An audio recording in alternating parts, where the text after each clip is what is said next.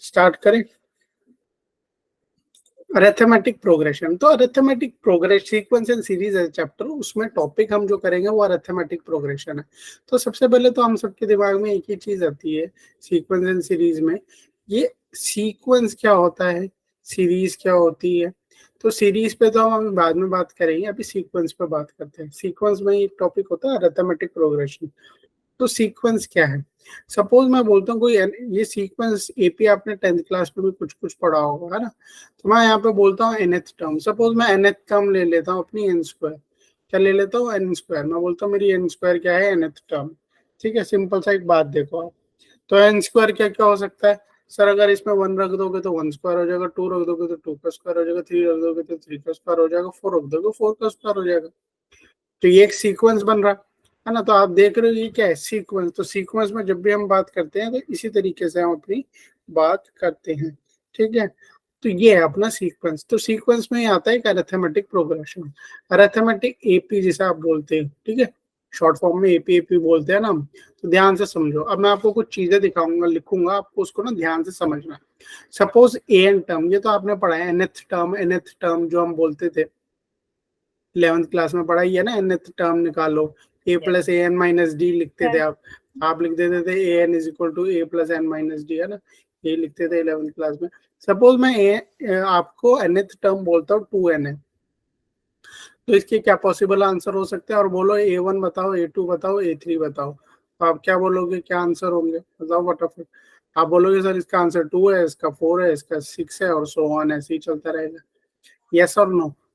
ठीक है, मैं आपसे पूछ रहा हूँ अगर nth टर्म मेरी 2n-1 है, मैं बोलता हूँ मेरी nth टर्म 2n-1 है, तो क्या होगा आंसर। तो आंसर क्या होगा बताओ, आप बोलोगे फटाफट बताओ क्या होगा। a1 a2 a3 बता दो सर। a1 होगा 1, हाँ, और 1 2 होगा 3, 5। a3 होगा 5। अगर मैं an टर्म आपकी बोलूं, मैंने दी 2n+1, तो क्या होगी आपकी भैया। सर a1 होगा 3, a2 होगा 5 और a3 होगा 357 357, यही होगा। अब आप क्या होगे सर, इसमें तो एक चीज दिख रही है यहाँ पे, nth टर्म क्या है, हमारी nth टर्म ऑड टर्म है, ये nth टर्म मेरी क्या है, ऑड है। ये nth टर्म क्या है मेरी, इवन है ना। ये ऑड है, ये इवन है, ये बोल रहे हो ना आप।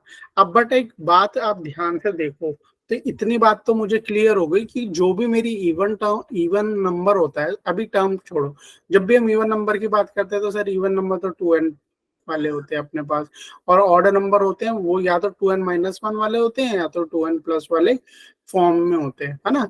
यही होते हैं ऑर्डर नंबर, या तो 2n- वाले फॉर्म के होंगे या 2n+1 वाले फॉर्म के होंगे।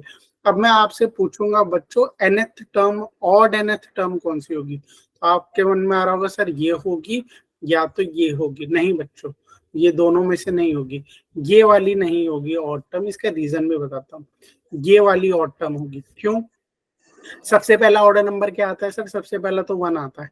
तो आप इसमें 1 रख के देखो, अगर मैं यहाँ पे a1 रख रहा हूँ तो सबसे पहले मुझे क्या मिल रहा है, 3 मिल रहा है, जो कि आपका सेकंड ऑड नंबर है। यस और नो। तो ये वाला तो आपका ऑर्डर नंबर से स्टार्ट नहीं हो रही है, आपकी कहाँ से स्टार्ट हो रही है, 1 से स्टार्ट होती है, 1 से स्टार्ट हो रही है। तो nth टर्म, ठीक है, nth term of odd number, nth term of odd number का ये फॉर्मूला रहता है, ये आपको गोट लो, इसको पी लो, ठीक है, ध्यान रखना। nth टर्म इवन नंबर का फॉर्मूला क्या रहता है, ये रहता है, ठीक है। ऑड नंबर का फॉर्मूला, ये ऑड नंबर निकालने के लिए ये फॉर्मूला यूज हो सकता है, but nth term of odd number नहीं निकाल सकते आप। इसे क्यों नहीं निकाल सकते, क्योंकि जब आप इसमें 1 रखोगे, सबसे पहले 0 रखोगे तो आप कहोगे कि 0 रख दिया तो 1 आएगा, वो नहीं होता। सबसे पहले वो हम क्या रखते हैं, सबसे पहले क्या रखते हैं, a0 नहीं होता, वो तो सब में ही 1 होता है। आप बताओ सबसे पहले क्या रखूँ मैं, फर्स्ट रखूँ, फर्स्ट टर्म होती है ना, 0 टर्म होती है, एपी में कोई 0 टर्म नहीं होती, फर्स्ट टर्म ही होती है ना, ऐसे ही लिखते हैं ना, 1 3 5, ये इसे क्या बोलते हैं, फर्स्ट टर्म बोलते हैं, ए बोलते थे जिसे आप 10th क्लास में पढ़ते थे। हाँ, ये हो सकता है फर्स्ट टर्म 0 हो, जो कि आपके इस केस में है, इस केस में नहीं है, इसमें तो इवन है, ठीक है। तो फर्स्ट टर्म मेरी 0 हो सकती है, बट यहाँ पर क्या है, ऑड नंबर वाला कौन सा होगा, nth टर्म मेरी ऑड जहां से स्टार्ट हो रही होगी वो ये होगी। तो ये ध्यान रखना पॉइंट, ठीक है, क्लियर है। तो आपको इवन के लिए क्या है, yes, a n is equal to 2n, ये आपकी इवन के लिए होती है, और ऑड के लिए कौन सी है भैया आपकी, जब आपकी 2n माइनस 1। ये याद रखना आप। nth टर्म निकालना है तो ऑड का अगर है तो ये है nth टर्म इवन का, ये ठीक है। सर तो ये nn क्या होता है, हाँ पूछो पूछो पूछो। सर 2n+1 वाला समझ में नहीं आया कि वो ऑड नंबर देख क्यों नहीं हो सकता। एक बात बताओ दोस्त यार, सिंपल से बताओ, ऑड नंबर तो आ रहे हैं उसमें, बट nth टर्म ऑड का क्या मतलब है? ऑड नंबर कहाँ से स्टार्ट होते हैं सर? 1 से स्टार्ट होते हैं, 1 3 5 7। अब एक बात बताओ, 2n+1 में आप सबसे पहले क्या रखोगे? A0 कुछ नहीं होता, सबसे पहले A1 से स्टार्ट होता है, 1 रखो जरा। इसमें क्या आ रहा है? रखते ही सर 3 आ रहा है, 1 तो नहीं आ रहा ना। ऑड नंबर कहाँ से स्टार्ट हो रहे हैं मेरे? 1 से। वो ऑड नंबर निकालने का तरीका, कोई पूछ ले आपसे कि ऑड नंबर कैसे होता है तो आप बोल देते हो ना कि 2n-1 2n+1 होता है, बट मैं यहाँ पे बोल रहा हूँ nth टर्म, ठीक है, of odd numbers. nth term of odd number की मैं बात कर रहा हूँ, तो उसमें आप वो नहीं रख सकते क्योंकि वो 3 से स्टार्ट हो रहे हैं। वो नंबर कहाँ से, इसलिए मैंने लिखा, वो देखो आपसे पूछा 3 5 7 9, ये ऐसे चलते रहेंगे, बट 2n-1 वाले कहाँ से स्टार्ट होते हैं? 1 से। तो इतना तो पॉइंट क्लियर हो गया ना अपने को, ठीक है। अब आते हैं नेक्स्ट पॉइंट पे। अब सिंपल से देखो, एक छोटी छोटी चीजें कर लेते हैं। बोल रहा है इवैल्यूएट करो, ए एन इवैल्यूएट करो। ए एन दिया हुआ है आपको, nth टर्म। देखो बच्चों, एपी में ना सारा खेला ए और डी का, ए और डी का ही सारा खेल है। आपने ए डी निकाल लिया ना कैसे भी, आपका सारा गेम खत्म। उसके बाद चीजें सारी एपी में सॉल्व अपने आप हो जाती है। सपोज आपको इसलिए दे रहा है कि एक आपको दी हुई है nth टर्म दी हुई है, 2 की पावर n दी हुई है, पूछ रहा है A1 बता दो, ठीक है, A1 A2 A3 बता दो, तो हो गया फटाफट। 2 की पावर 1, 2 की पावर 2 और 2 की पावर 3, हो गया नहीं है? क्लियर है ये क्वेश्चन? क्लियर? सिंपल सा क्वेश्चन था, बकवास सा क्वेश्चन था, हो गया क्लियर है? कुछ भी नहीं था इसमें ज्यादा पढ़ने वाला, देखने वाला। अब आते हैं, देखो ये चीज तो मैं आपको बता ही चुका हूँ, ठीक है। जैसे आपको मैंने बताया था, क्या बताया था कि इवन सीक्वेंस होता है, nth टर्म इवन का 2n होता है और ऑड का 2n-1 होता है। ये यहाँ पर वही चीज को लिखा हुआ है, ठीक है, क्लियर है? अब आते हैं नेक्स्ट क्वेश्चन पे। अब देखो सीक्वेंस में और कैसी कैसी चीजें आती है, ठीक है। ये देखो मैंने यहाँ पे ऑब्जर्वेशन में डाल दिया है कि ऑड नंबर्स हमें 2n-1 और 12+1 में मिल जाते हैं, बट हमें क्या पता चलता है कि अगर मैं इसमें 1 रखूं, A1 निकालूं, तो वो मेरा 1 से स्टार्ट हो रहा है, बट इसमें अगर मैं A1 निकालूं तो वो 3 से स्टार्ट हो रहा है। तो यहाँ पे तो मुझे फर्स्ट ऑर्डर नंबर मिल रहा है, बट यहाँ पे मुझे फर्स्ट ऑर्डर नंबर नहीं मिल रहा है, इसलिए ये नहीं होता। फर्स्ट ऑर्डर नंबर मिलना चाहिए ना, जरूरी है। वो नहीं मिलेगा तो कैसे बोलोगे, फिर बातचीत चलेगी हमारी, ठीक है। क्लियर है बच्चों? अब देखो ये क्वेश्चन, देखो सिंपल सा क्वेश्चन है, ज्यादा कुछ है नहीं, बट दिखने में बहुत कंफ्यूजिंग है। क्या बोल रहा है? थर्ड फोर्थ और फिफ्थ टर्म निकालो सीक्वेंस की, ठीक है। जहां पर आपको क्या पता है, A1 पता है सर मुझे 1 है, A2 पता है मुझे 2 है, और क्या दिया हुआ है आपको? दिया हुआ है यहाँ पर AK+2 is equal to AK+1। ये क्या, K+2 टर्म हो, ठीक है। AK+1 इज इक्वल, और यहाँ पे हो गया AK+1 प्लस AK। और इसका क्या होता है, ये मैंने पिछली क्लास में बताया था, उल्टा ए का मतलब है for all K greater than equal to 1, जहां पर K क्या है, या तो 1 है या उससे बड़ा है। तो आपसे पूछ रहा है भैया थर्ड टर्म बताओ, तो थर्ड टर्म पूछ ली मेरे से, थर्ड टर्म पूछ ली, तो थर्ड टर्म के लिए क्या करूंगा? थर्ड टर्म क्या हो जाएगी, ये थर्ड टर्म हो जाएगी, यानी के, ये 3 कैसे बनेगा सर? जब यहाँ पर आप के की जगह पे क्या रखोगे? 1 रखोगे, यस और नो? के की जगह पे 1 रखोगे, तो यहाँ पे के क्या है मेरे पास? थर्ड टर्म में के क्या है मेरे पास? अच्छा ये बताओ ना, थर्ड 3 कैसा बना? सर ये तो 1+2 करके बन रहा है, तो के क्या है यहाँ पर? इसका मतलब के मेरे पास क्या है? 1। तो तभी ये 3 बनेगा ना, क्योंकि थर्ड टर्म निकाल लिया ना मुझे, तभी तो A3 बनेगा। तो ये यहाँ पे कितना हो गया? यहाँ पे ये हो गया A2 प्लस A1, यस और नो? A2 A1 आपको दिया हुआ है, तो ये कितना होगा? 2 + 1 दैट इज 3। तो A3 आ गया आपके पास 3। A4 और A5 भी ऐसे ही निकलेगा। तो एक पैटर्न भी आपको समझ में आ गया होगा। यहाँ से कई बच्चे पैटर्न ही पढ़ लेंगे, सर A3 क्या था? A2 + A1 था, A2 + A1 था, यही था। तो A4 क्या रहेगा? A4 रहेगा sir A3 + A2, A3 + A2। कई बच्चे यहीं से पैटर्न पढ़ लेते हैं। तो ये कितना हो गया? 3 + 2 5। A5 क्या रहेगा? पैटर्न समझने का सारा खेल बच्चों, पैटर्न का है, ए और डी और पैटर्न का। पैटर्न सर समझ गए सर? पैटर्न कैसा है? समझ में नहीं आया पैटर्न। पैटर्न क्या नहीं समझ में आ रहा है? थर्ड टर्म कैसे बन रही है? सेकंड टर्म, प्रीवियस टर्म और उससे प्रीवियस टर्म को ऐड करके थर्ड टर्म कैसे बन रही है बच्चे? ध्यान से देखो, थर्ड टर्म कैसे बनी? ये थर्ड टर्म ही निकाली ना आपने, A2 + A1, प्रीवियस दो टर्म्स को ऐड करके बन रही है। A3 कैसे बनी? पहले हमने A3 निकाल लिया, देख लो आप इधर। अभी फोर्थ टर्म निकालनी है। फोर्थ टर्म, ये 4 कैसे बनेगा? जब यहाँ पे ये 4 कैसे बनेगा? जब K की जगह पे क्या रखोगे आप?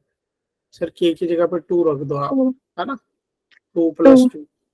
और ये क्या बना आपका? A, अगर K 2 है तो ये क्या बना? 2 + 1 3। तो ये क्या बना? A, K की जगह पे 2। तो A4 क्या बना आपका? देखो, A3 + A2। तो पैटर्न नहीं दिख रहा? ये पैटर्न तो मैंने यहाँ पर भी मार्क डाउन किया पैटर्न, ये जो पहले हमने बनाया था यहीं पर पैटर्न देखो ना। थर्ड टर्म कैसे बन रही है? सेकंड + 1। तो फोर्थ टर्म कैसे बन रही है? देख लो, थर्ड + सेकंड। फिफ्थ टर्म कैसे बनेगी? A4 + A3। A4 अभी आपने पीछे निकाला 5, और A3 क्या है आपके पास? 3। ठीक है, तो ये कितना आ गया आपके पास? 8। तीनों निकल गई हमारे पास। ठीक है, क्लियर है? पैटर्न समझो, चीजों को समझो। देखो बच्चे, कई कई बार क्या होता है ना, कई बच्चों को नहीं समझ में आता वन को, कोई बात नहीं, नोट्स डाउनलोड करो और अपने एंड से करो। जब तक आप अपना हाथ नहीं चलाओगे, खुद नहीं करोगे, नोट से नहीं करोगे, चीजें नहीं क्लियर नहीं आएगी। देखो मैंने ई बुक्स में RS अग्रवाल डाले हुए, उठाओ पैटर्न समझो, AP के सारे क्वेश्चन बना लो। ये आप पे है ना, आप कितना एफर्ट दोगे। जितना आप एफर्ट दोगे उतना अच्छे से आपसे चीजें होती रहेगी, उतना अच्छे से चीज आपसे इजीली आप करते रहोगे। ठीक। अब मैं एक और आपको पैटर्न बताने वाला हूँ, ध्यान से समझो। तो AP होता क्या? अभी तक हमने देख लिया कि AP में क्या है, ये आपने 12th क्लास में भी पढ़ा, 10th में भी पढ़ा हुआ है कि AP में क्या है सर, आपकी जो टर्म्स है वो एक फिक्स्ड नंबर से बढ़ रही होती है, जिसे आप कॉमन डिफरेंस भी बोलते थे, याद है? Yes sir. ये हम सब ने पढ़ा हुआ है किसमें? 10th क्लास में। किधर? यहाँ पे 3 से बढ़ रही है, यहाँ पर भी +3 हो रहा है, यहाँ पर भी +3 हो रहा है, यहाँ पर भी +3 हो रहा है, यहाँ पर भी +3 हो रहा है। अगर मैं इसको ध्यान से देखूं, तो मैं क्या लिख सकता हूँ इसे? सर ये 2 है, ये 2 + 3 है, ये 2 + 2, यहाँ पर एक बारी 3 ऐड हुआ, यहाँ पे 2 बारी 3 ऐड हुआ, फिर क्या हो रहा है? 2 + 3 × 3 ऐड हो रहा है, फिर 2 + 4 × 3 ऐड हो रहा है। यस और नो? यही तो हो रहा है ना। यहाँ पे कितनी बार ऐड हो रहा है? ध्यान से देखो, यहाँ पे सर 1 था, इसमें आपने एक बारी 3 ऐड किया। कंपेयर करो 2 से, सब चीजें आपको 2 से कंपेयर करनी है। अब यहाँ से A से कंपेयर करनी। सर यहाँ पर आपने एक बारी 3 ऐड किया, हाँ जी। यहाँ पर आपने 2 बारी 3 ऐड किया, 3 + 3 6। जब आप चौथी टर्म में गए तो आपने 3 बारी 3 ऐड किया, 3 + 3 + 3। जब आप 5वीं टर्म में आ गए तो आपने 3 + 3 4 टाइम्स ऐड किया। तो एक चीज तो पता चल गई, फर्स्ट टर्म और नंबर ऑफ डी हम कितना ऐड करते हैं उसका प्रीवियस। जैसे आप सिंपल देखो, ये सेकंड टर्म थी तो इसमें कितनी बारी आपने डी ऐड किया? सर 1 बारी ऐड किया। ये थर्ड टर्म थी तो इसमें कितनी बारी डी ऐड किया? सर आपने 2 बारी ऐड किया। ये फोर्थ टर्म थी तो आपने कितनी बारी डी ऐड किया? 3 बारी ऐड किया। ये फिफ्थ टर्म होती तो इसमें 4 बारी। तो इसका मतलब an टर्म कैसे निकलती थी हमारी? A + n - 1 d। ठीक है, तो सिंपल से अगर कोई मुझसे पूछ ले A9 बताओ तो मैं क्या लिख देता था? A + 8 d। कोई पूछे सेकंड टर्म बताओ तो मैं क्या लिख देता था? A + d। ये ध्यान रखना, फर्स्ट टर्म ही A होती है आपकी। ठीक है, तो सेकंड टर्म पूछ लिया तो सर सेकंड टर्म में तो आपने डी ऐड किया। डी क्या था? Common difference. डी क्या रहता है अपना? Common difference. क्या रहता है? Common difference. तो कॉमन डिफरेंस क्या है? 3। यहाँ पे आपने क्या किया सर? 2 + 3 करके 5 बना दिया। थर्ड टर्म कैसे बनाई? A + 2d किया, A + 2 × 3। A कितना था मेरे पास? 2 + 6, 2 + ये आ गया 6 यानी 8। ठीक है, समझ में आया? तो अगर आपसे कोई पूछ ले भैया 10th टर्म बताओ, तो आप 10th टर्म कैसे लिखते हैं? आप बोलते हैं A + 9d, यानी यानी A कितना था? 2 + 9 × 3। ऐसा नो? डी क्या है यहाँ पे? Common difference. 3 से हम चल रहे हैं। क्लियर है? ऐसा नो? ये समझ में आया आपको कि कोई भी टर्म Yes, sir. निकाल सकता हूँ मुझसे, कोई भी पूछ ले भैया 110वीं टर्म बता दे, 110वीं टर्म बता दे, तो मैं लिख दूंगा a+109d। मैं पैटर्न समझ गया, मैं पैटर्न समझ गया। जैसे ही मुझे पैटर्न क्लिक हुआ, मेरे दिमाग में पैटर्न क्लिक हुआ, मैं चीजें बहुत अच्छे से समझ गया। क्लियर है? अब आते हैं बच्चों नेक्स्ट पॉइंट पर। नेक्स्ट पॉइंट समझिए, अरिथमेटिक। हाँ, ये यही दिया हुआ, फर्स्ट टर्म को हम ए बोलते हैं, डी को कॉमन डिफरेंस बोलते हैं, ठीक है। और जो लास्ट टर्म होती है ना, आपको कहीं कहीं दिखा होगा, लास्ट टर्म को हम एल से भी डिनोट करते हैं। ये अभी के लिए नोट डाउन कर लो, सम पे जब आएंगे तब इस पर डायरेक्टली इस पर बात करेंगे। जो लास्ट टर्म होती है, जैसे अभी मैंने सीक्वेंस बनाया, सपोज सीक्वेंस भी दो तरीके के होते हैं ना बच्चों, एक होता है फाइनाइट सीक्वेंस और एक होता है अरिथमेटिक प्रोग्रेशन। दो तरीके के होते हैं, फाइनाइट एपी और इनफाइनाइट। जो एपी आपका रुक जाए, खत्म सर, ये तो यहीं पर रुक गया। जो एपी आपका रुक जाए, तो ये कैसा बन रहा है आपका फाइनाइट एपी। और जो एपी आपका चला जा रहा है, तो ये कैसे एपी बन रहा है मेरा, खत्म ही नहीं हो रहा, ये तो सब चलता जा रहा है। तो यहाँ पे लास्ट टर्म निकाल सकते हो। लास्ट टर्म मतलब कौन सी थी लास्ट टर्म, यहाँ पर 11। लास्ट टर्म कौन सी है आपकी, 11। ठीक है, क्लियर है? ये सब नो, ठीक है, ये ध्यान रखना आगे जब मैं पूछूंगा। तो अब इसमें पूछा भैया है नेक्स्ट टर्म निकालो, अब ये कैसा दिख रहा है आपको एपी। आप कहोगे सर ये तो ऐसे एपी है जो खत्म ही नहीं हो रहा, बट ए नेक्स्ट टर्म तो निकलेगी ना। तो ए यहाँ पर ए क्या है, 5 है। डी क्या है यहाँ पे, डी कैसे निकालते हैं, डी निकालने का तरीका भी समझ लो। हमेशा डी कैसे निकलता है, A2 माइनस A1 ऐसे निकलेगा, A3 माइनस A2 AD हो सकता है। और कैसे डी निकालते हो आप, A4 माइनस A3, ये सब डी होते हैं आपके।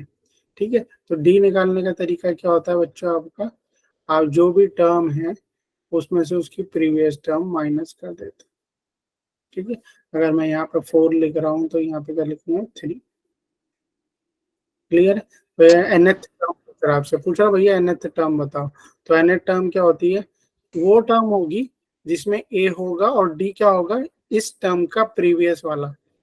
अगर ये n टर्म का प्रीवियस इंटू डी, तो a कितना है यहाँ पे लिखा मैंने 5, यहाँ पे लिखा n की जगह, तो मुझे पता नहीं n क्या लिखना है, n मुझे पता ही नहीं कितनी टर्म्स है यहाँ पे, इनफाइनाइट है। d मुझे पता है, d मैंने निकाल लिया 2 माइनस 5 दैट इज -3, और इसको सॉल्व कर लिया, आंसर आ गया 5 minus 3n plus 3 that is 8 minus 3। ये मेरी nth टर्म आ गई, 8 माइनस 3n इज मेरी nth टर्म। क्लियर है? सिंपल सा क्वेश्चन था। अब ये देखो क्वेश्चन, क्लियर है? किसी को डाउट है उसमें, यस और नो? कौन सा क्वेश्चन, ठीक है। अब ये वाला क्वेश्चन देखो, बोलता है what is the 11th term of the given AP. Given AP की 11th टर्म बताओ। तो सिंपल, जब 11th पूछी तो मैंने लिख दी a+10d। ए दिख रहा है यहाँ से 2 है, और यहाँ पे डी कितना है, 4 है। ठीक है, डी कितना है, 4, तो ये कितना आ गया 42। क्लियर? क्लियर? एक दो पहले बेस बना लेते हैं तब, ताकि जब उड़ान भरे तो हम अच्छे से भर पाए। क्लियर है? अब थोड़ा लेवल अप अपना अप करते हैं। ठीक है, ये क्वेश्चन देखो। अभी कई बच्चे यहाँ पे घबरा जाते हैं इन क्वेश्चनों को देख के। क्या बोल रहा है ना, certain AP 5 times the 5th term is equals to 8 times the 8th term, then prove that its 13th term is 0।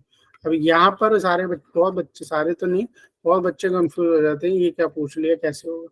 भाई मैंने आपको स्टार्टिंग में भी बताया, एपी में सारा गेम किसका है, ए और डी का। सारा गेम किसका है, ए और डी का। क्या बोल रहा है, prove that 13 term is 0। Prove that 13 term is 0। तो क्या गिवन क्या है मुझे, 5 times of 5th term is equals to 8 times of 8th term. तो 5 टाइम्स ऑफ 5th टर्म, ये कैसे लिखोगे 5th टर्म को, सर ये तो a+4d, ये कितनी हो गई, a+7d। ऐसे हम नो, तो इसको सॉल्व किया, ये कितना है 5a+20d, ये कितना है 8a+56d। इसको सॉल्व करोगे तो ये यहाँ पे 3 हो जाएगा, 5a माइनस होगा यहाँ पे, और क्या बचेगा आपका, यहाँ पर ये 0, ये भी यहीं पर ले आओ, 56 माइनस 20d 36d। तो यहाँ पे से आप कॉमन क्या ले सकते हो बच्चों, वेरी गुड, ए कॉमन, 3 कॉमन ले लिया मैंने, तो ये कितना आया, ये 3 उधर जाके 0 हो गया। a+12d क्या आ गया, 0 आ गया। अरे भाई a+12d क्या है, सर a प्लस 12d तो 13th टर्म होती है, 13 टर्म। तो 13 टर्म a 13 टर्म में 0 प्रूफ हो गया। क्लियर है? यस और no? Yes sir. Yes sir. हाँ, अब ये इस तरीके के क्वेश्चन कैसे होते हैं ये देख लो। ये बोल रहा है इसमें कि ये बताओ कितनी टर्म्स है भैया, इसमें कितनी टर्म्स है, how many terms are there, how many terms are there. तो देखते हैं how many terms are there in the AP. हाँ, अब अपने नहीं nth टर्म नहीं, एन ही तो निकालने वाला खेल है बच्चे। यहाँ पे टर्म्स तो है बट यहाँ पे ये रुक तो रहा है, बट कहाँ पे रुक रहा है ये नहीं मुझे पता चल। सर एन की वैल्यू निकाल देंगे। हाँ, एन की वैल्यू निकाल लें। तो ये मेरी nth टर्म है ना। ए एन कितना दिया हुआ है मेरे को, a plus n minus 1 d. ये कितनी दी हुई है मेरे को, 407 दी हुई है ना। लास्ट टर्म ये है, ये nth टर्म ही तो होती है लास्ट वाली। ए कितना है सर, 3 एन माइनस 1। डी कितना है सर, यहाँ तो 4 से बढ़ रही है, 7 माइनस 3। सर इसका आंसर 100 है। हाँ, कितना है 100। आंसर? ठीक, 102 100 कैसे आएगा, ध्यान से देखो। तो 407 102 में से 4 गए और यहाँ पे से और क्या गया, नहीं 4 नहीं गए, सॉरी 3 गए। और यहाँ पे कितना है, n माइनस 1 डिवाइडेड बाई 4, ये कितना है 404 डिवाइडेड बाई 4 n माइनस 1, 102 है। ठीक है, यस सर। 101। ठीक, टोटल टर्म कितनी है, 102 टर्म्स, 102 टर्म्स आर देयर। ठीक है, क्लियर। अब आते हैं थोड़ा लेवल बढ़ाते हैं अपना। बोल रहा find the TN for the arithmetic progression, जहां पर आपको थर्ड टर्म दी हुई है 22 और 17वीं टर्म दी हुई है आपको -20। क्या बोल रहा है हमसे, टीएन टर्म हमें निकाली। तो यहाँ पर कहीं कंफ्यूज करने की जरूरत नहीं है। आपने क्या पढ़ा हुआ, हमने तो एक ही बात पढ़ी हुई है कि एपी तो क्या है, सब ए एंड डी के बीच में ही रोल करता है। थर्ड टर्म है यानी a प्लस 2d कितना हो गया 22। और यहाँ पे ये क्या हो गया, ठीक है, यहाँ पर ये क्या हो गया हमारा, टी लिखा है, टी से कंफ्यूज मत हो, टी है ए 3 एक ही बात है, लिख सकते हैं। ये कितना हो गया, a plus 16d equal to -20। इन दोनों इक्वेशन को सॉल्व कर लो, बता दो आंसर क्या होगा। सॉल्व कर लो, कैसे करोगे सॉल्व, मल्टीप्लाई कर लो इसको, आंसर आ जाएगा। क्या आ रहा है आंसर, पहले आंसर ए और डी बताओ, पहले ए और डी कितना आ रहा है। ए और डी निकल जाएगा, इसमें से ए और डी निकल जाएगा तो मेरा आंसर आ जाएगा। बताओ, कर दो इसको, कर दो कर दो कर दो। ए की वैल्यू रख दो भले इसमें, ए कितना है 22 माइनस 2d ना, इसको उठा के इसमें रख दो, हो गया 22 minus 2d plus 16d minus 20। बताओ क्या आ रहा है इसको सॉल्व करके, -22 -20 -22 कितना आया, कितना आया बताओ। 3, डी कितना आ रहा है, डी -3।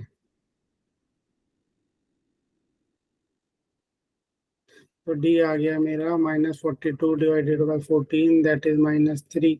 अगर डी आ गया तो ये भी निकल जाएगा, यहाँ से निकाल लो। 22 -2 इंटू -3 28। तो डी भी आ गया मेरे पास और ए भी आ गया। ए है मेरे पास, कितना है 28 और डी आया मेरे पास -3। क्या पूछ रहे, टी एन बताओ। टी एन तो एक ही बात है, टी एन ए एन कुछ भी बता दे, क्या होगी ये, ए प्लस एन माइनस 1 डी। यहाँ पे क्या लिख दूँ, 28 एन माइनस 1 की जगह पर आप वही रखोगे -3। ये कितना हो गया आपके पास, निकाल लो इसको, 28 -3n प्लस 3। ये कितना हो गया -3n प्लस 31। ठीक है, ए एन बोलू टी एन बोलू एक ही बात है, कंफ्यूज करने के लिए बोलता है। देख लेते हैं ऑप्शन है कोई, -3n प्लस 31। क्लियर है, यस और नो बड़े, यस सर। आगे बढ़े चलो। अब ये क्वेश्चन देखो क्या बोल रहा है, in an AP A2 plus A5 minus A3 10 है, A2 प्लस A9 17 है, तो फाइंड करो A20 कितना होगा, A20 कितना होगा।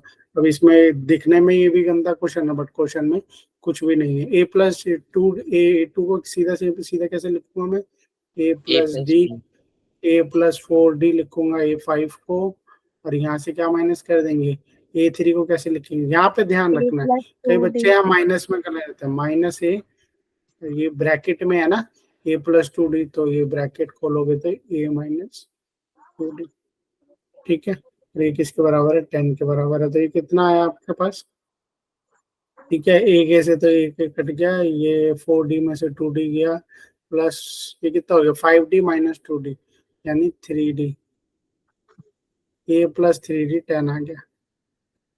पहली चीज ये निकल गई मेरे पास, इसमें से भी निकाल लोगे तो बहुत ही ईजी है। A प्लस D और A प्लस 8D, ये कितना दिया हुआ 17, प्लस किया तो ये कितना है 2A प्लस 19, कितना आया, सही किया है क्या हमने, A प्लस 2D है क्या है ये, A प्लस, यहाँ 2A प्लस 8D, सही है 9D,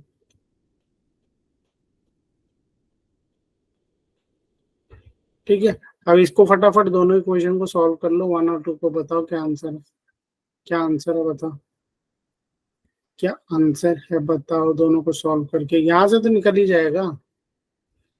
ये कितना है 10 माइनस 3D, इसको यहाँ पे पुट कर दो, पुट किया तो कितना आ गया 20 minus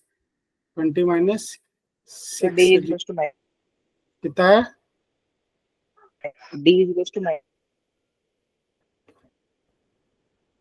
D equals to D कितना आ रहा है, यहाँ पे आ रहा है 3D, यहाँ पे कितना आ रहा है, यहाँ पर आ रहा है 17 माइनस 20 माइनस 3, D -1 आ रहा भाई,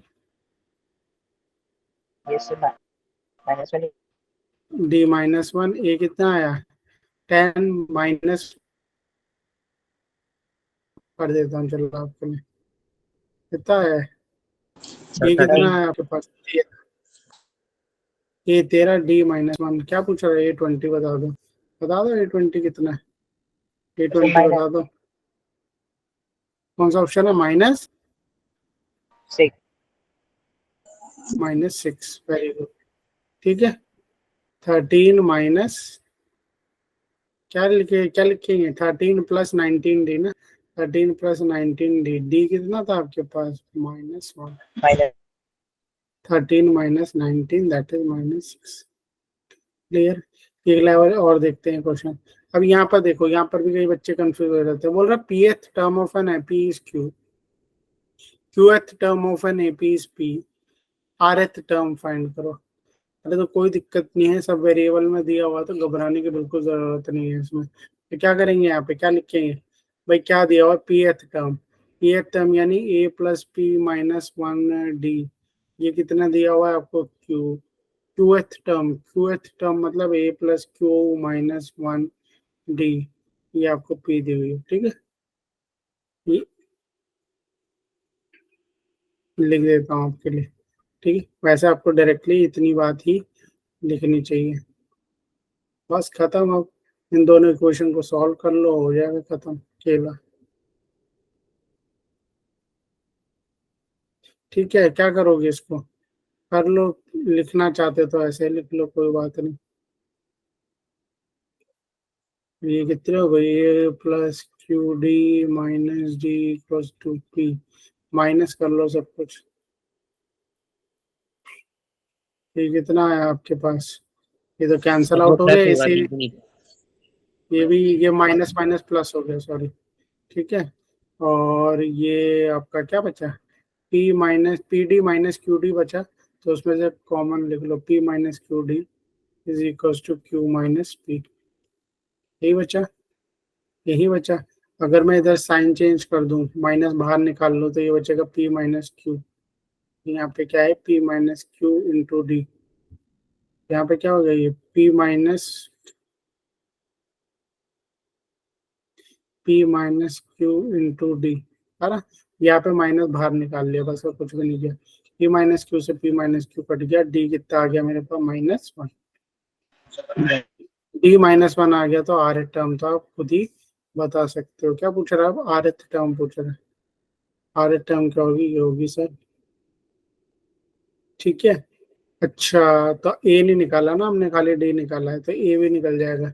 किसी भी इक्वेशन में पुट कर दो a निकल जाएगा। क्या पुट करना है? इसमें पुट कर दो, a अपने आप निकल जाएगा। इसमें पुट कर दो a plus P D minus D equals to Q, a plus P D minus D equals to Q. D किधर आता है मेरे पास -1, यहाँ पे पुट किया तो ये कितना हो गया? a minus P minus minus +1 equals to Q. तो ये कितना है आपके पास? q plus P -1। ठीक है, क्लियर है? ये आ गया आपके पास। अब इसको सीधा पुट किस में कर दो? a आ गया, d भी है आपके पास, दोनों को उठा के किस में पुट कर दो? इस इक्वेशन में पुट कर दो। क्वेश्चन खत्म, पुट कर दो। कितना है a?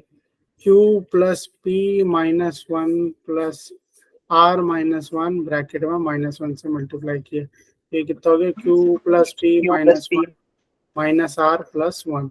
ठीक है, 1 + 1 -1 कैंसल आउट हो गया। आंसर क्या है? q plus P minus r। ये आई आपकी rth टर्म। क्लियर है? तो सर नो, यस सर, ठीक है। यस अब नेक्स्ट क्वेश्चन देखते हैं। नेक्स्ट क्वेश्चन क्या है? ये वाला क्वेश्चन देखो बच्चों, कई बच्चे इस क्वेश्चन को लेकर बहुत कंफ्यूज हो जाते हैं, ये क्या पूछ लिया, ऐसी ऐसी चीज तो बड़ी अजीब सी। आप देखो लेवल तो हम अपना बढ़ा ही रहे हैं ना, धीरे धीरे लेवल तो अपने को बढ़ाना ही पड़ेगा। अब इस क्वेश्चन को देख के कई बच्चों को घबराहट हो जाती है, ये क्या है, ये कैसे होगा। बट इस क्वेश्चन में भी कुछ नहीं है। स्टार्टिंग से एक ही बात पे बात करी थी हमने। क्या बात थी वो? कि अपने को सिर्फ एक ही चीज देखनी है। क्या चीज देखनी? कि अपने को ए और डी में ही सारी बातचीत देखनी है। सब कुछ ए और डी पे से आपका सारा एपी सॉल्व होता है। ए एंड डी से हमारा सारा एपी सॉल्व होता है। ठीक है, तो आओ देखते हैं ए और डी से कैसे सॉल्व होता है। जरा सॉल्व करो। अब ये क्या चीज है? ये सब तो सर डिनोमिनेटर में रूट दिया हुआ, तो क्या करोगे? रैशनलाइज कर लो। रैशनलाइज करना तो आता है ना आपको। कैसे रैशनलाइज करेंगे? रैशनलाइज कर दो सर, इसको मल्टीप्लाई कर दो किससे? नीचे क्या दिया हुआ है? हर एक टर्म को रैशनलाइज करना पड़ेगा। तो यहाँ पे क्या दिया हुआ है आपको? यहाँ पे दिया हुआ है a1 अंडर रूट में प्लस a2 अंडर रूट में। तो यहाँ पे मैं ऊपर क्या मल्टीप्लाई करूंगा? जनरली हमें क्या मल्टीप्लाई करना है? मल्टीप्लाई करते हैं sir a1 under root a1 minus under root a2 multiply करते हैं, यही मल्टीप्लाई करते हैं रैशनलाइज। बट मैं ये नहीं मल्टीप्लाई करूंगा, रीजन बताऊंगा क्यों। मैं मल्टीप्लाई करूंगा under root a2 minus under root a1, rationalise इससे करूंगा, बताऊंगा क्यों। तो जरा मल्टीप्लाई करो इसको। ये क्या बना आपका? ऊपर सबको रैशनलाइज करना है, इससे क्यों किया मैंने? ठीक है, आओ देखते हैं। तो ऊपर वाला क्या बना यहाँ पे? Under root a2 minus under root a1। a1 नीचे क्या बन रहा है? एक करके बता रहा हूँ, बाकी आप देख लेना। Under root a1 plus under root a2 into under root a2 minus under root a1। यही बचा, यही बना आपका। ये क्या है सर? ये तो a प्लस बी, और इसको under root a2 plus under root a1 भी लिख सकते हैं, तो इसलिए a प्लस बी और a माइनस बी बन गए। ठीक है, प्लस वाले को आगे पीछे करके लिख सकते हैं, ध्यान रखना। तो a plus B a minus B बन रहा है। a plus B a minus B क्या होता है? a square minus B square, a square minus B square. कई बच्चे कंफ्यूज हो रहे हैं यहाँ पे। देखो, इसको जरूरी नहीं है, प्लस में दिया हुआ है ना ये सारा। क्यों प्लस में कर रहा हूँ? क्योंकि हमें एक चीज पता है। क्या पता है? कि a2 माइनस a1 मेरा d निकल जाता है, इसलिए मैं उस चीज में बनाना चाहता हूँ इसको। तो यहाँ पर इसको मैं ऐसे लिख सकता हूँ, प्लस में आगे पीछे हो सकता है। ठीक है, तो यहाँ पर मैं लिख सकता हूँ इसको a2 plus under root a2 plus under root a1। अब दिख रहा है ये a plus B a minus B बन रहा है। तो इसका मतलब ये ऊपर क्या बना आपका? Under root a2 minus under root a1, और नीचे क्या बन रहा है? ये आपका a2 माइनस a1। ठीक है, सिमिलरली जब इसको रैशनलाइज करोगे तो भी यही होगा, इसको रैशनलाइज करोगे तो भी यही होगा। तो मैं सारा में लिख देता हूँ। क्या बना ऊपर मेरे पास? यहाँ पर यहाँ से आया under root a2 minus a1। Very good, a2 minus under root a1, but upon में क्या है? a1 माइनस a2 A1 नहीं, A2 माइनस A1। ध्यान से देखो यहाँ पे क्या किया मैंने, मैंने इसको उल्टा ले लो ना, A under root A1 plus A2 है, ठीक है, बट मैं यहाँ पे मल्टीप्लाई किसके साथ कर रहा हूँ, मैं under root A2 minus A1, इसके साथ मल्टीप्लाई नहीं किया मैंने। यही मैं बता रहा हूँ आपको क्यों नहीं किया, क्योंकि मुझे पता है कि A2 माइनस A1 करके मेरा D बन जाता है। अब मैं नेक्स्ट स्टेप पे इसको सीधा D लग सकता हूँ, बट A1 माइनस A2 तो D नहीं होता ना बच्चे आपका, A1 माइनस A2, इसलिए तो ये प्लस में थे ना, आगे पीछे कर सकते हो, प्लस में से कोई फर्क नहीं पड़ता। Okay sir. ठीक है, इवन अगर आप इसको अगर यहाँ पे कंफ्यूज हो रहे हो तो इसको मैं रीराइट ही कर देता हूँ। क्यों कर रहा हूँ वो मैंने आपको बता दिया, क्योंकि रैशनलाइज करते हुए, अगर आप इसको रैशनलाइज करते हुए करोगे तो वहाँ पे गड़बड़ हो जाएगी, तो इसको रीराइट, ये आपको आपकी ऑब्जर्वेशन होनी चाहिए। तो यहाँ पर इसको मैं ऐसे भी लिख सकता हूँ, under root A2 plus under root A1, कोई फर्क नहीं पड़ा, under root A3 plus under root A2, आगे पीछे करके लिख सकते हैं भाई, प्लस ही तो है नीचे, तो और कुछ यस चेंज सर।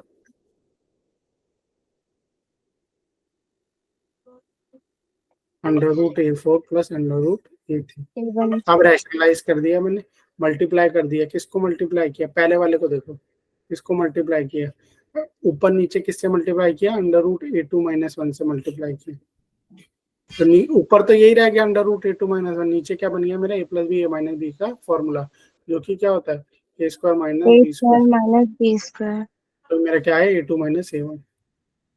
दूसरे भी देख लो क्या बनेंगे, दूसरे भी अब मैं सीधा सीधा लिख देता हूँ, क्या बनेगा, under root A3 minus under root A2 upon में A3 माइनस A2, ठीक है, और यहाँ पर लास्ट क्या बनेगा आपका, under root A4 minus under root A3 A4 minus A3, ये बन गया मेरे पास। ठीक है, अब ध्यान दो, अब क्या करेंगे सर, अब तो खत्म है, क्वेश्चन में कुछ भी नहीं है, बताओ क्या करोगे, एलसीएम भी नहीं लेना, ये तो नीचे तो क्या बन जा रहा है आपका, नीचे डी बन जा रहा है, नहीं अंडर रूट डी नहीं है, ऊपर वाले को, अभी ऊपर वाले को मैं अंडर रूट डी नहीं ले सकते बच्चे, क्या कर A2 माइनस A1 दोनों अलग चीज है, इन दोनों में अंडर रूट डी नहीं बनेगा, ये एज इट इज रहेंगे, अंडर रूट A2 अलग चीज है, इनमें कैसे ले रहे हो आप, A2 माइनस A1 होता है डी, तो ये कॉमन, ऊपर मत लिख देना, गलत हो जाएगा। Okay sir. ठीक है, ये अपॉन में डी, अब आपको दिख रहा है सर डी तो सब में बाहर आ जा रहा है, ले जाओ बाहर, ले जाओ बाहर, कॉमन ले जाओ, अंदर क्या बच गया sir, under root A2 minus under root A1 plus under root A3 minus under root A2 plus under root A4 minus under root A3। अब आप ध्यान से देखोगे तो कटिंग हो रही है, अंदर कटिंग हो रही है कि नहीं आ रहा, plus under root A2 minus under root A2 plus under root A3 minus under root A3, तो मेरे पास बचेगा क्या, क्या मेरे पास बच गया सर यहाँ पे 1/d, 1/d, और ये क्या बचा, under root A4 minus under root A1 plus under root, ये बच गया, ये बचा, यस सर। सर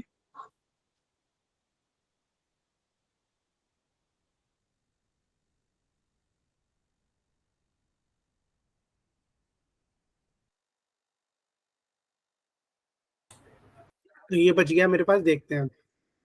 अब एक सिंपल सी बात बताओ बच्चों, मुझे सिंपल सी बताना है ईमानदारी से, क्या प्रूफ करना था मुझे, मुझे प्रूफ करना था ये किसके बराबर है, 3 अंडर रूट है, तो कैसे करेंगे, देखो ध्यान से समझो, चीजों को ध्यान से समझना।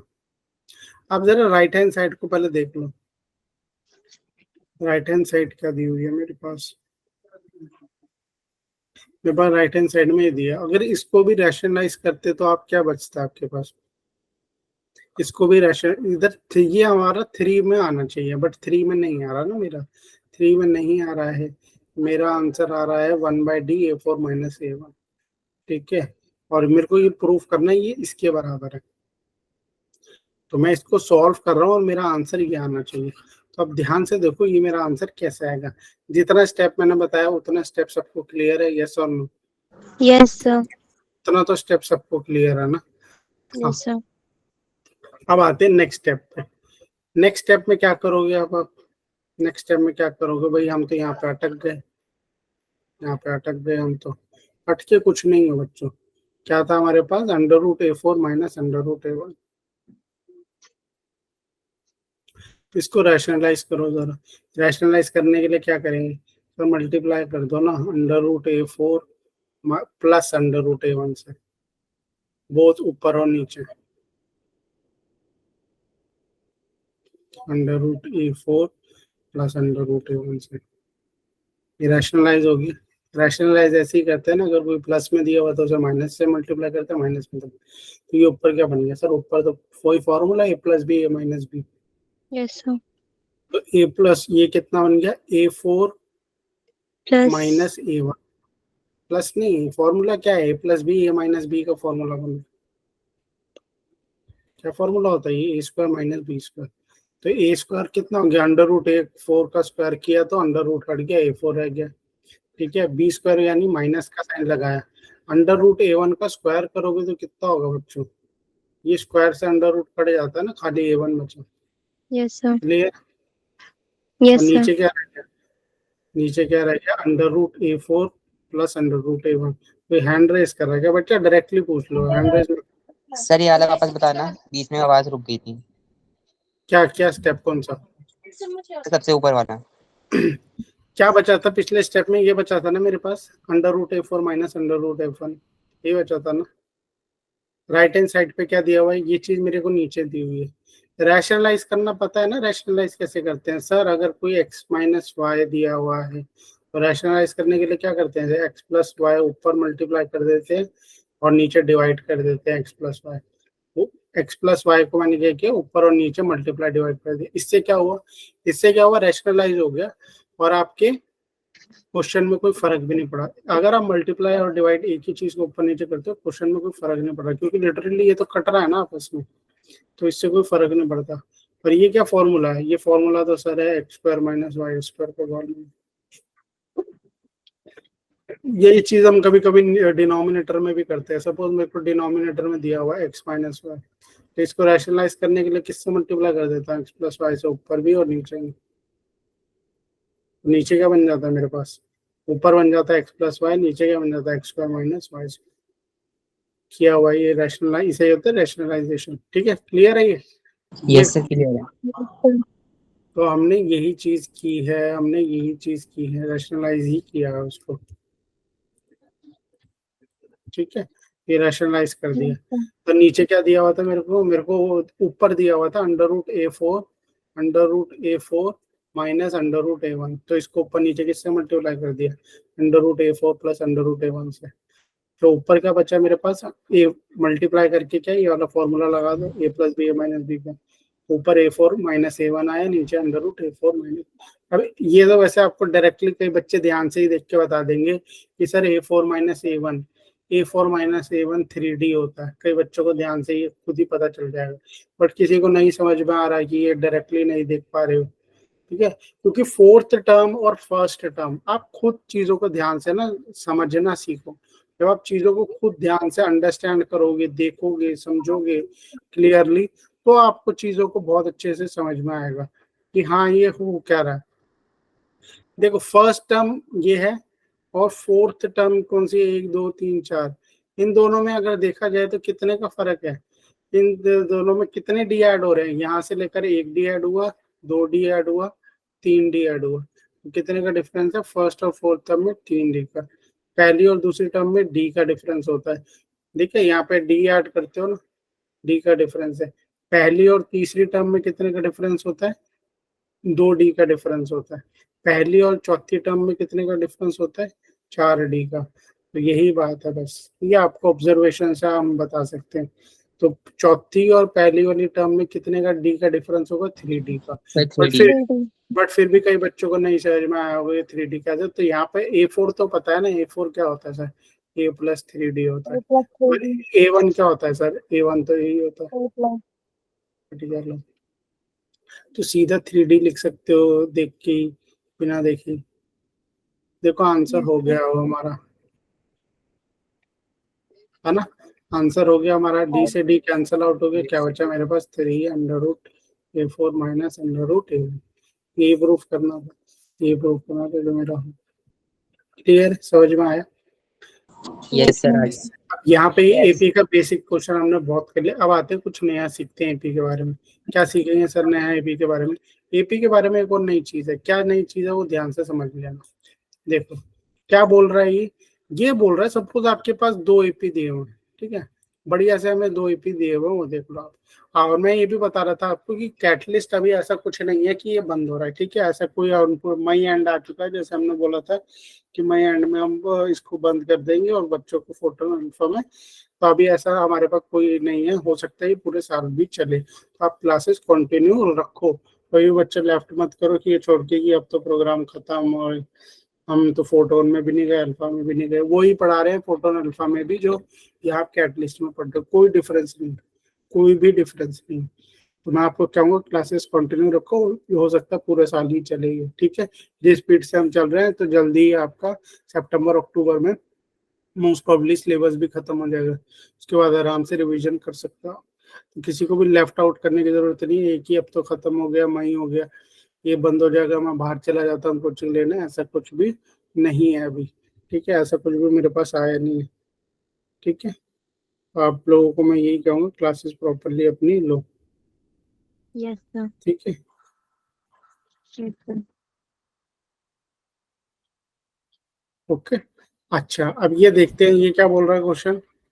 ये बोल रहा है कि देखो अगर मेरे पास 2 एपी है, सपोज 2 एपी है, ध्यान से देखना है, मैं एक एपी लिख रहा हूँ 2 4 6 8 10 12 14 16 18 20। अब देख के आपको पता लगा सर इसमें तो कॉमन डिफरेंस जो है आपका, वो कॉमन डिफरेंस मेरे पास 2 है, ठीक है। मैं एक और एपी लिख रहा हूँ, एक और एपी लिख रहा हूँ, 2 5 11 14 17 20 23।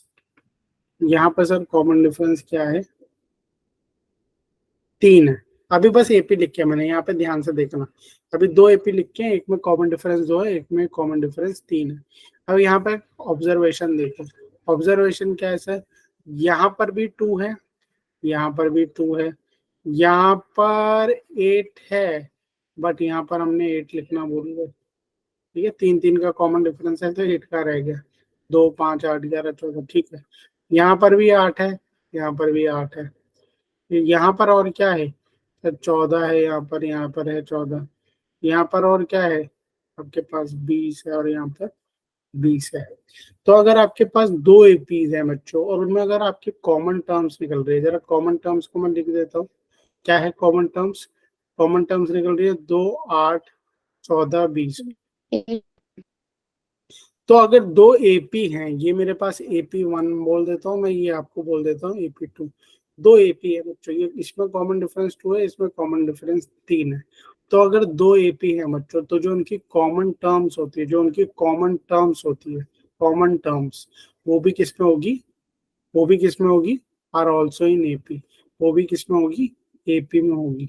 जो भी इनकी कॉमन टर्म्स है, इसमें कॉमन क्या था? 2 कॉमन था, 8 कॉमन था, 14 कॉमन था, 20 कॉमन था। तो जो भी उनकी कॉमन टर्म्स होगी वो भी एपी में होगी। देखो जरा कॉमन टर्म्स 2 8 14 20, क्या एपी बनेगा इनका? ये एपी बन रहा है, ठीक है। इनका कॉमन डिफरेंस क्या है यहाँ पर आपको साफ दिख रहा है सर, क्या है कॉमन डिफरेंस? 6। कॉमन डिफरेंस क्या है? 6 है। तो कॉमन डिफरेंस अगर बताना हो वैसे भी तो कॉमन डिफरेंस क्या होगा? जो इसका कॉमन डिफरेंस आया था पहले वाले एपी और AP1 का कॉमन डिफरेंस था सर 2, AP2 का कॉमन डिफरेंस था 3। तो इन दोनों जो एपी होंगे उनका जो कॉमन डिफरेंस होगा उसका अगर आप एलसीएम लोगे, लीस्ट कॉमन मल्टीपल, एलसीएम क्या आएगा इसका? 2 और 3 का एलसीएम होता है 6, 2 और 3 का एलसीएम क्या होता है? 6। तो 2 और 3 का एलसीएम लिया आपने 6। तो इन दोनों का जो, इन दोनों एपीज के जो कॉमन डिफरेंस थे 2 और 3, अगर आप उसका एलसीएम लेते हो 6, तो वो किसका कॉमन डिफरेंस होगा? जो आपने नई टर्म्स बनाई है, जो कॉमन टर्म्स थी उनका कॉमन डिफरेंस होगा। जो आपने कॉमन टर्म्स निकाली है बच्चों वो एपी में थी, यस और नो? तो यस सर। वो एपी में थी आपकी, है ना। तो उनका कॉमन डिफरेंस क्या आया था? 6। तो देख लो ये 6 हमें कैसे और क्वेश्चन में दिया हो सकता है? वो दिया हो सकता है कि मेरे को 2 एपी दिए हो, AP1 और AP2 दिया हो, ठीक है, और मुझे बताओ सर इसका कॉमन डिफरेंस है, सी सिंपल क्वेश्चन में ये दिया हो, कुछ आईपी ने बताया हो, बता रखा हो कि इसका AP इसका कॉमन डिफरेंस 2 है, इसका कॉमन डिफरेंस 3 है, तो इन दोनों के बीच में अगर कोई कॉमन टर्म्स होगी, जो कॉमन टर्म्स होगी उनका कॉमन डिफरेंस कितना होगा, एक नया एपी बनेगा यहाँ पे, तो इसमें भी कॉमन होगी, इसमें भी, तो उनका कॉमन डिफरेंस कितना होगा, 6 होगा। क्या होगा बच्चों, उनका कॉमन डिफरेंस 6 होगा। देख लो आपके सामने मैंने एग्जांपल भी लिखा है, ये क्लियर है, समझ में आया, क्लियर है, यस सर। ठीक है। तो यहाँ पे मैं पढ़ भी देता हूँ, common terms of 2 AP with common differences D1 D2, यहाँ पे D1 ये था, D2 ये था, आर ऑल्सो इन एपी। पहली बात तो ये, अगर जो आप कॉमन टर्म्स निकालोगे वो भी एपी में होगी, पहली बात तो ये कह रहा है वो भी एपी में होगी, और उनका कॉमन डिफरेंस क्या होगा, वो जो दोनों एपी थे उनके डिफरेंसेस का LCM, LCM of differences D1 D2। Clear है। एक क्वेश्चन करते हैं इसमें, देखो क्या बोल रहा है, फाइंड द 10th, अब देखो ये क्वेश्चन में दिया होगा, find the 10th common term, 2 AP है, अगर ये 2 एपी हैं, अगर ये मेरा AP1 है, ठीक है, और ये मेरा AP2 है, तो इनमें से क्या बोल रहा है, कॉमन टर्म, जरूर इनमें कुछ कॉमन है। अब आपको यहाँ पे क्या होगा सर, यहाँ तो कुछ कॉमन दिख ही नहीं रही है, 3 7 11 15 19, भाई यहाँ पे डॉट डॉट डॉट भी है ना, यहाँ कॉमन नहीं दिख रही, हाँ देखो एक तो दिख रही है 11, ठीक है, आगे जाके और कॉमन होगी, ठीक है, आगे जाके और कॉमन भी मिलेगी, डॉट डॉट डॉट है तो पूरा नहीं लिखा उन्होंने, बट हाँ एक तो दिख गई। अब कॉमन टर्म पूछ रहा है, इनमें से 10th कॉमन टर्म बताओ, यानी इन दोनों में से एक मेरा थर्ड एपी बना होगा ना जरूर, जिसकी पहली टर्म क्या पता मुझे, उसकी पहली टर्म पता है सब क्या आ रहा है। अच्छा, उसका इसका ये जो नया एपी बन रहा है, नया एपी क्या है सर, जो इसकी को इसमें और इसमें कॉमन टर्म थी ना, उससे नया एपी बना, इसमें और इसमें जो कॉमन टर्म थी उससे नया एपी बना। अच्छा, उसकी पहली टर्म 11 है, वो तो हमें दिख ही रही है, उसकी पहली टर्म 11। अच्छा, उसका कॉमन डिफरेंस पता है तुम्हें सर, कॉमन डिफरेंस, हाँ ये मुझे पता है कि एलसीएम होता है किसका, AP1 का और AP2 के कॉमन डिफरेंस का, है ना। तो इसका कॉमन डिफरेंस क्या है, पहले वाले एपी का कॉमन डिफरेंस को भी बता दो, D1 बता दो मुझे सर, D1 तो 4 है, D2 कितना है, 6 - 1 5, ठीक है। तो अब एक बात बताओ, यानी कॉमन डिफरेंस नए वाले एपी का क्या होगा, एलसीएम ऑफ 4 और 5 20, वेरी गुड।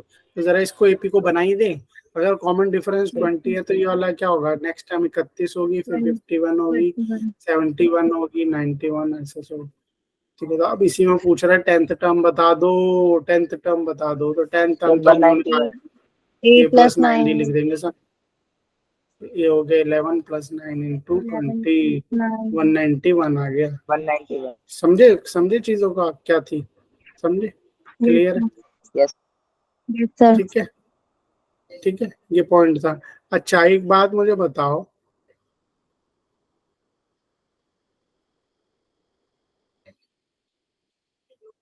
क्या कॉमन डिफरेंस है इसमें,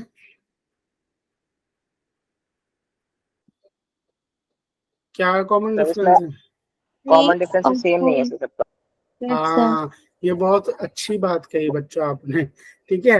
ये अच्छी बात क्यों है, क्योंकि देखो कई बच्चे इसी में कंफ्यूज होते हैं, देखो हर सीक्वेंस एपी नहीं होता, हर चीज को हमें एपी की निगाहों से नहीं देखना कि ये तो जरूर एपी ही होगा, ये खाली एक सीक्वेंस दिया हुआ है, जरूरी नहीं है कि हर चीज हमेशा मुझे एपी में ही दी हो, तो ये बात हमेशा याद रखना, जिसमें कॉमन डिफरेंस होगा वही एपी होगा, अदरवाइज आपका एपी नहीं होगा, ये एपी नहीं है, क्लियर है।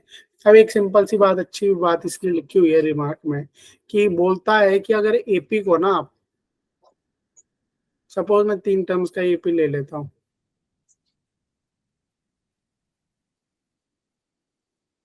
चलो 4 का ले लेता हूँ, ये बोल रहा है कि अगर आप एपी को इंक्रीज करो, डिक्रीज करो, मल्टीप्लाई करो, डिवाइड करो bye non zero number, zero नहीं होना चाहिए, बस बाय नॉन जीरो नंबर, तो जो रिजल्ट आता है ना वो एपी में होता है, जो रिजल्ट आता है वो भी एपी में होता है। सर सब में 2 ऐड कर दो, लो जी, 4 6 8 और 10, ये क्या बन रहा है, एपी बन रहा है। कॉमन डिफरेंस क्या है, यहाँ पर 2 ही है, ये कॉमन डिफरेंस यहाँ पे 2 ही है। सर तो अगर ऐड करते सब्ट्रैक्ट में भी होता है, बिल्कुल सब्ट्रैक्ट में भी होता है, 2 minus 1, 4 minus 1, 6 minus 1, 8 minus 1, ये कितना बचा? 1 3 5 7, ये भी एपी में है, ठीक है। और क्या बोला है? डिक्रीज भी हो गया, इंक्रीज। मल्टीप्लाई कर दो सबको, 3 से मल्टीप्लाई कर, 2 से मल्टीप्लाई कर दो, 3 से कर लो, चलो 6 12 18 और 24, अभी भी एपी में, अभी भी एपी में। डिवाइड कर लो सबको, 2 से डिवाइड कर लो, क्या बचा? 1 2 3 4, 2 से डिवाइड किया तो ये अभी भी एपी में है, जिसका कॉमन डिफरेंस 1 है, ठीक है, कॉमन डिफरेंस 1 है, ठीक है। तो ये बात आपको अच्छे से पता होनी चाहिए कि अगर मैं एपी को इंक्रीज करूँ, डिक्रीज करूँ, मल्टीप्लाई करूँ, डिवाइड करूँ बाय नॉन जीरो नंबर, तो it will remain an AP, ठीक है। ये हमेशा मेरा एपी ही रहेगा। एक और बहुत अच्छी सी बात बताता हूँ आपको कि अगर हम एपी को रिवर्स कर दे तो भी वो एपी में रहता है। यहाँ पे क्या दिया? 2 4 6 8। अगर मैं इसे उल्टा करके लिख दूँ 8 6 4 2, then also it is an AP. यहाँ पर बट कॉमन डिफरेंस क्या हो गया? -2, -2, बट ये एपी में है। आप उल्टा भी करके लग दोगे तो भी वो एपी में रहेगा। हाँ पूछो।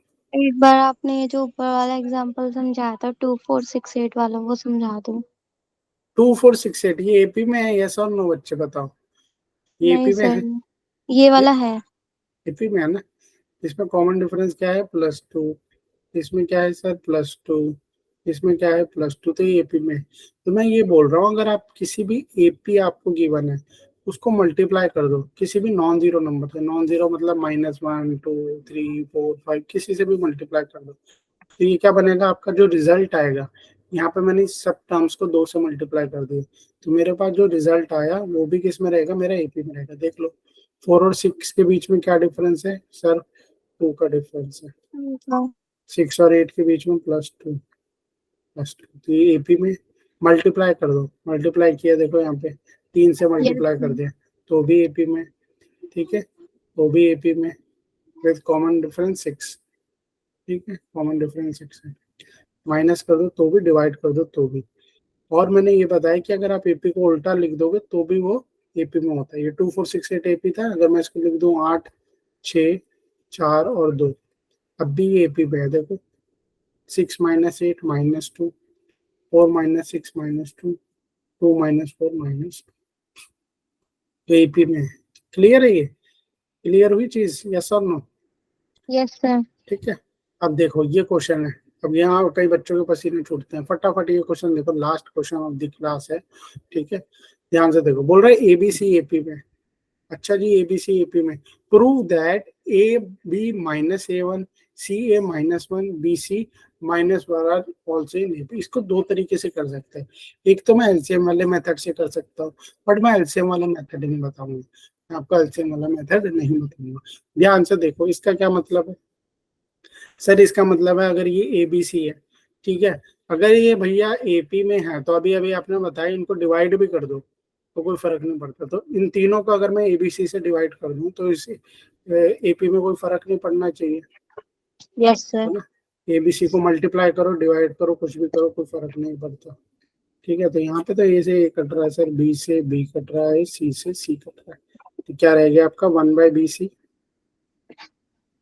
1/AC, और यहाँ पे क्या रह गया? 1/AB, ठीक है। अभी आपने सर बताया कि अगर एपी को उल्टा भी लिख दो तो भी कोई फर्क नहीं पड़ता, तब भी वो एपी में रहता है। तो पहले 1/AB लिख लो, फिर 1/AC हो गया, और फिर 1/BC हो गया ना आंसर। यही तो बोला, prove that this is also in AP. ये क्या है? AB -1 AC या CA कुछ भी बोल लो, -1 पावर, और BC -1। समझ में आया? ये उसी पे बेस्ड कॉन्सेप्ट है, ठीक है। यहाँ तक रखते हैं, अगली क्लास में सम ऑफ एपी करेंगे, फिर जीपी करेंगे, स्टार्ट करेंगे, ठीक है। क्लियर है? यहीं तक रखते हैं। ओके एवरीवन, बाय, ठीक है, bye sir. Okay good bye evening बच्चों। सर। कल है दूसरी क्लास, तो जरूर कल की क्लास भी अटेंड करें। Okay sir. जय श्री राम सर।